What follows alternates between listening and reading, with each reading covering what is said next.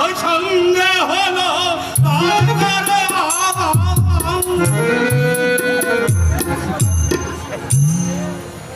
রাধে কৃষ্ণ রাধে কৃষ্ণ। কি গো দিনুদা, হঠাৎ তো রাধে কৃষ্ণের ভক্ত হয়ে গেলে যে? দেখো কথা সপ্তকাণ্ড রামায়ণ পাঠ করে বলে কিনা সীতাকার মাঝে, আরে আমি হলাম গিয়ে তোমাদের বৃন্দে দুটি। আমি রাধে কৃষ্ণর ভক্ত আমি হবেননি, হবেন কো ভিক্ষের ভাব। তাও তো বটে। আচ্ছা দিনুদা, আগে বলো দিনুমণি। বলছিলাম তুমি যেমন আমাদের প্রতি, হ্যাঁ। তা আমাদের মতো বয়সে তোমার কোনো প্রতি ছিল না? আমাদের কালে কি আর ওই কৃষ্ণ লীলা করার সুযোগ পেতো? কোন সমস্ত মেয়ের মুখের দেখে চেয়েছ বলেছ কানমলা নাক্ষত দিয়ে অতঃপররা যা পরনায় অপদস্থ করতো। ও দিনুদা, আগে। তা বলছিলাম বিয়ের আগে তুমি দিদিমার দিকে কখনো চোখ তুলে তাকাওনি? বিয়ের আগে তোমার দিদিমার মুখই দেখেছিল। ও দিনুদা, আগে। আর বিয়ের পরে? বিয়ের পরে দিনভর শুধু ওই চরণই দেখতো। এ মরেছে কেন, শুধু চরণ কেন? লম্ব ঘোমটা দিয়ে থাকতো। ও দিনুদা, বলছি রাত্রে কিছু দেখতে দেখতে? রাত্রে বললে তোমাদের দেখতেই হবে না, অনেকে শান্তি সাধনা করে তুই একদিন মুখ দেখেছি। 10টা কথা জিজ্ঞেস করলে একটার উত্তর পেয়েছি। ও দিনুদা, আগে। তা বলছি দিদিমার সঙ্গে তোমার কি সব হতো একটু বলো তো? আমার মনে আছে, তবে দু একটা কথা আমার মনে আরে আছে। বাবা, যা আছে সেই দু একটা বলো না, আমরা একটু শিখে ঠিক। এই যেমন ধরো গিয়ে রাতকালে উঠে আসি বিছানায়, তোমার দিদিমা আমায় পেলাম করতো, চান করে পা দিয়ে জল খেত।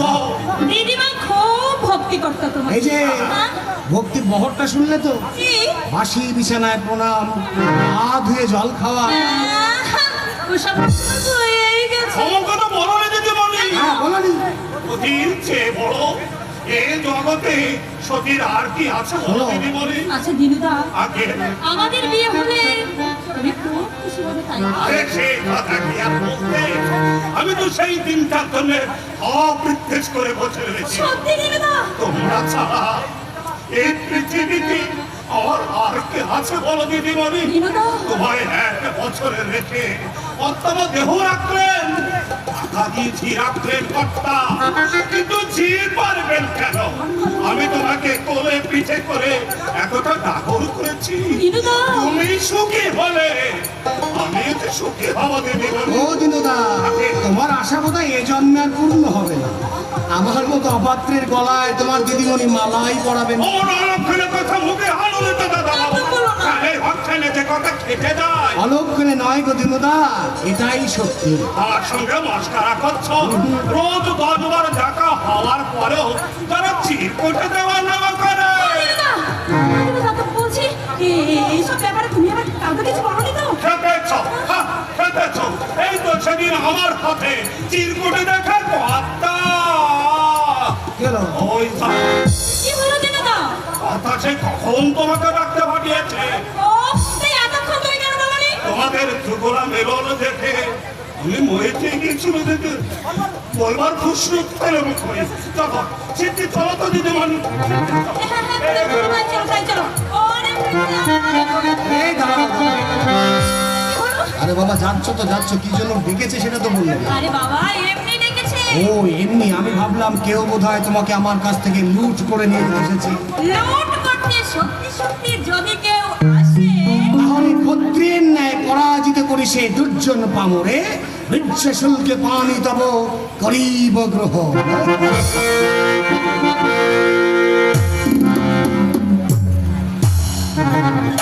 বলো কথা। জানিস দিনু, কাল খাওয়া দাওয়ার শেষে পঙ্কজের বাবা মোরারি আমাকে ডেকে পাঠিয়েছিল। আরে মুরারি বাবু তো আপনার বহুদিনের পুরনো বন্ধু। শুধু বন্ধুই নয়, আমার জমি জমা বাড়িঘর সবই মুরারির জন্যই করতে পেরেছি। দিদিমণি আমায় সব বলেছে।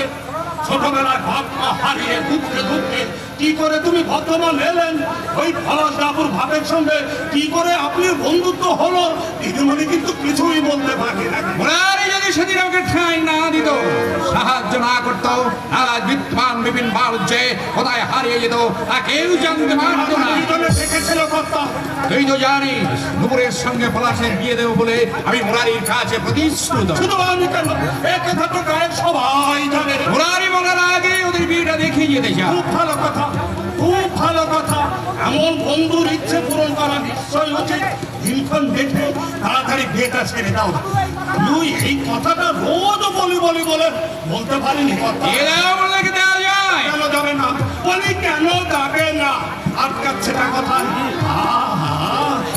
বাবু শুনবে নিপু দিদিমণিকে যা মানাবে না, লোকে দেখে রাধা কৃষ্ণকে বলবে দূরে থাক। মারণে বলো কথা নয় দিনু।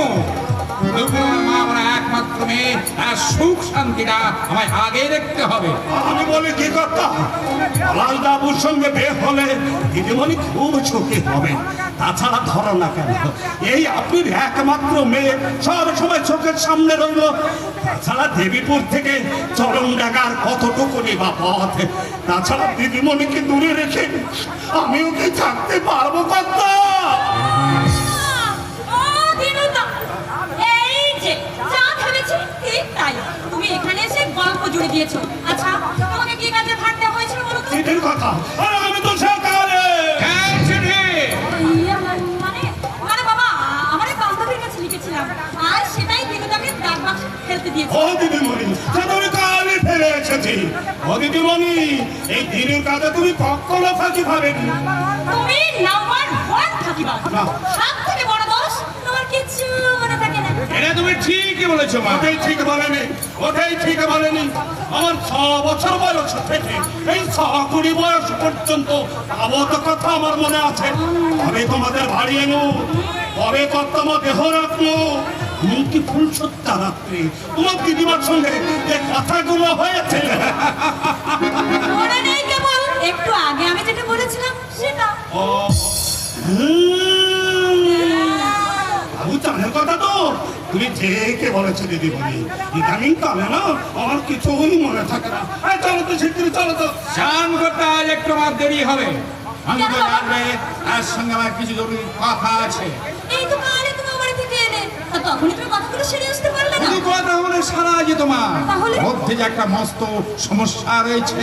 কি এমন সমস্যা আমি একটুখানি শুনি? নিশ্চয়ই নতুন একটা মহাভারত রচনা করবে। মহাভারত নয় মা, তাহলে?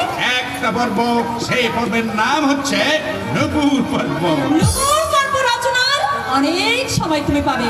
তুমি এখন চলো তো বাবা, আর শোনো, নইলে কিন্তু এরপর আমি ধমক দিয়ে কথা বলবো। আমার ধমক আমার সহ্য হয়ে গেছে মা। ও আচ্ছা আচ্ছা, বেশ বেশ, থাকো তুমি তোমার সমস্যা নিয়ে। আমিও আজ দেখবো কোন মা এসে তোমাকে ভাব দেন। কেন আমার নকুর মা দেবে? মা বললে আর আমি গলে গেলাম। তা যেন একবারও ভেবো না ওই পলাশের দাদা যেন দিল্লি বোম্বে কোথাও একটা চলে যাচ্ছে, তার সঙ্গে কথা বলার যেন আর তোমার সুযোগ হতো না। মেয়ের বিয়ে বড় দারুণ সমস্যা রে দিনু। কেন? জানি না নকুরের জন্য কি অপেক্ষা করছে, সুখের সংসার না দুঃখের সাগর। এই যে আছেন যে, এসো হরিচরণ এসো। সকালেই আসতে বলেছিলেন, বললে কথা দোষ হবে, আসতে একটু বেলা হয়ে গেল। আরে তাতে কি হয়েছে? এরা তো দিদিমণির কাছ থেকে হ্যাঁ কত যেন বলেছিলে? আগে গোটা 50 টাকা হলেই চলে যাবে, ছোট মেয়ের টাইফয়েড মানে অত লাগতো না। এরা আগে যাচ্ছি কথা। আমি এখন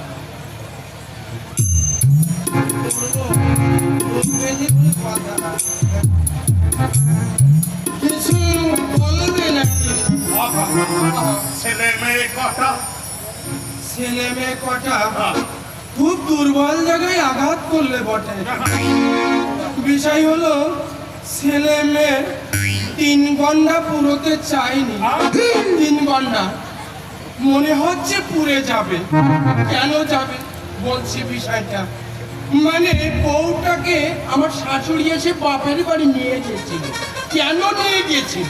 মানে বউটা বাড়ি থাকলে বচনে বচনে শুধু বাচ্চা হচ্ছে হচ্ছে আর হচ্ছে। তাই বললাম, মা এখানে থাকলে তোকে বাঁচাতে পারবো না, চল আমার বাড়ি যাই। নিয়ে গেছিল ছোট মেয়েদের টাইফয়েড, তাই বিশেষ কাজে বাড়িতে গিয়েছে। বাড়িতে 5 দিন আগে এসেছে। আমার মনে হচ্ছে 9 মাস 25 দিন পর আরেকটা হবে।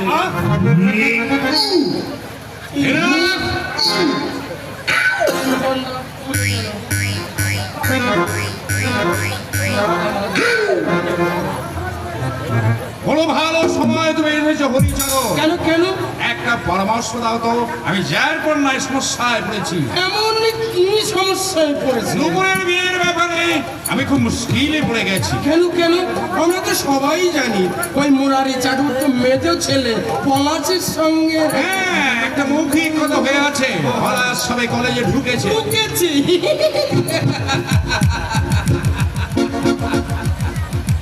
ঢুকেছে ওই ঢুকাই সার করতে হবে না। কেন?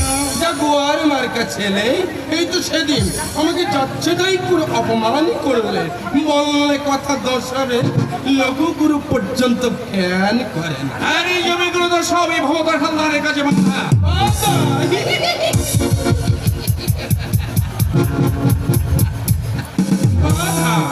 বাধাই থাকবে বাড়িতে বাসায়, এই জন্য খালাসার করতে হবে না। একটা দুটো টাকা তো নয়, পুরো ৮,০০০ টাকা। ভয়ঙ্কর অবশ্য ভালো চাকরি করে, তাছাড়া ভাইয়ে ভাইয়ে ওদের খুব মিল। মিল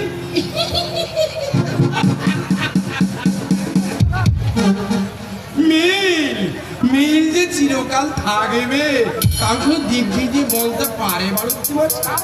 অবশ্য ঠিক। তাহলে তুমি বলছো পলাশের সঙ্গে নুপুরের বিয়ে দাও ঠিক হবে না? না না না না না না না, আমি সে কথা বলছি না, আমি বলতে চাইছি পলাশের চেয়ে ভালো ছেলে আপনি অনেক পাবেন। কিন্তু আমি যে মুরারির কাছে প্রতিশ্রুত। প্রতিশ্রুত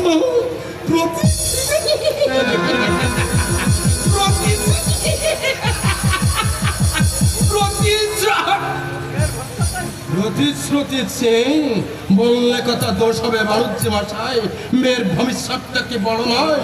অবশ্য ভাগ্য বলে একটা কথা আছে, অদৃষ্ট যার ভালো সে তো ছাইমুট হলেও সোনামুট হয়। অদৃষ্টবাদ আমি মানি না, আমি মানি কর্মবাদ। অকথা হ্যাঁ? এই ধরো তোমার টাকা অকথা থাকবে নাই, একশোই দিলাম। ভাই ভাই বলে কথা, তুমি তাড়াতাড়ি চলে যাও। এনে আর আমি কথা অকথা পুরোটা দিলাম কেন জানো? কেন? ভালো হও, ভালো হও। এনা যাওয়ার সময় ছোট মুখে একটা কথা বলে যায়, কে? চোখে দেখতে গিয়ে মেয়েটাকে তুমি আবার কাঁদিয়ে বছরে কর্তা, মেয়েটাকে তুমি কাঁদিয়ে বছরে। কেন? এই চিন্তায় আমাকে পাগল করে তুলেছে। কি করব আমি কিছুই বুঝে উঠতে পারছি না। কাকা বাবু, বন্ধু, আমি আসবার পথে যোগেন ভট্টাচার্যের সঙ্গে দেখা করে এলাম। নুপুর আর পলাশে কুষ্টি বিচার করে সামনে অগ্রহণ মাসের ৩ তারিখে বিয়ের দিন ধার্য করে দিয়েছি। এত তাড়াতাড়ি? এমন কি তাড়াতাড়ি? ভাদ্র আশ্বিন কার্তিক সামনে 3 মাস তো রয়েছে। তাড়াতাড়ি একটু হচ্ছে বই কি, মনে কথা দোষ হবে, মানে কথাই আছে লাখ কথা খরচ হলে তবেই তো বিয়ের দিন পাকা হয়। পাকা বহুদিন একা হয়েছিল, বাকি ছিল ওদের দুজনে 4 হাত এক করে দেওয়া। কিন্তু একটা জীবনের সুখ শান্তির প্রশ্ন যেখানে একটা ভাববার জন্য সময় চাই বই কি। আমি দায়িত্ব নিয়ে নুপুরকে ঘরে তুলতে চাইছি কাকা বাবু। নুপুরের জন্য আপনি কিছু ভাববেন না। পলাশ নিজের রোজগার পত্র কিছুই করে না। আচ্ছা, চাষের জমিগুলো সবই বাঁধা। মনে কথা দোষ হবে, 2 টাকা তো নয়, পুরো 8,০০০ টাকা। জমি খালাসের টাকা আমি সংগ্রহ করে ফেলেছি কাকা বাবু। আর পলাশের চাকরির কথা বলছেন, ও পড়াশোনা করছে, পড়াশোনা শেষ হলে চাকরি নিশ্চয়ই করবে। আমার তো সরকারি চাকরি নয়, হ্যাঁ, হ্যাঁ। প্রাইভেট ফার্মে কাজ করছো। আর স্থায়িত্ব কতটুকু? শুধু অর্থ সম্পদের দিকটাই বড় করে দেখবেন না কাকা বাবু, ওদের দিকটা একটিবার ভালো করে দেখুন তো। ছোটবেলা থেকে ওরা একে অপরকে ভালোবাসে, এর জন্য তো ওরা তাই নয়, আমাদের প্রতিশ্রুতি অনুযায়ী ওরা এত দূর এগিয়ে গেছে।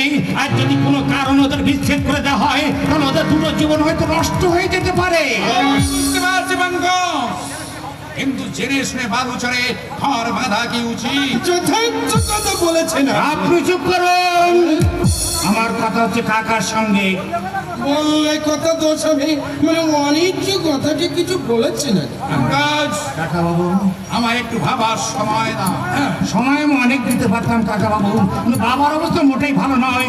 সামনে 3 মাস, তাই তো অনেক দেরি হয়ে যাচ্ছে। মুরারির কথা আমি সব সময় ভাবি বাঙ্গ।